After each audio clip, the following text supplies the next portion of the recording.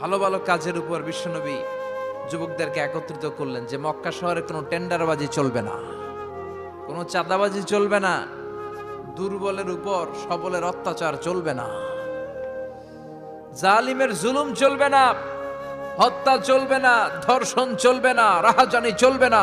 মক্কা শহরটার শান্তির শহর বানাতে হবে। যুবকরা এই দায়িত্ব কাঁধে নিয়েছে। কারা? মুরব্বীরা না, যুবকরা। যুবকদের আছে প্রাণ ঢালা উচ্ছ্বাস, অনেক শক্তি। এজন্য যুবকদেরকে ভালো কাজে আসতে হবে। যুবকরা চাইলে এই দেশের চেহারা পাল্টে দিতে পারে। এদেশে যুবক ভোটার আছে কয়জন জানেন? নতুন করে যুবক ভোটার হয়েছে 2 কোটি। কয় কোটি? 2 কোটি না? Can you imagine that? কল্পনা করতে পারেন? They can change Bangladesh, they can change the face of Bangladesh. তারা 56,000 বর্গ মাইলের এই বাংলাদেশের চেহারা পাল্টে দিতে পারে। তাদের অনেক শক্তি।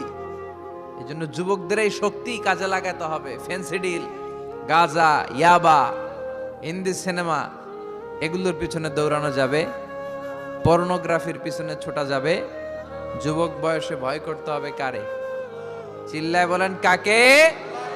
আল্লাহ আমার যুবক ভাইদেরকে তুমি তৌফিক দাও। বিশ্বনবী এই হালাফুল ফুদুল তিনি গঠন করলেন মক্কাতুল মুকাররমাতে। পুরো মক্কা শহরটা শান্তির শহর হয়ে গেল। সুবহানাল্লাহ।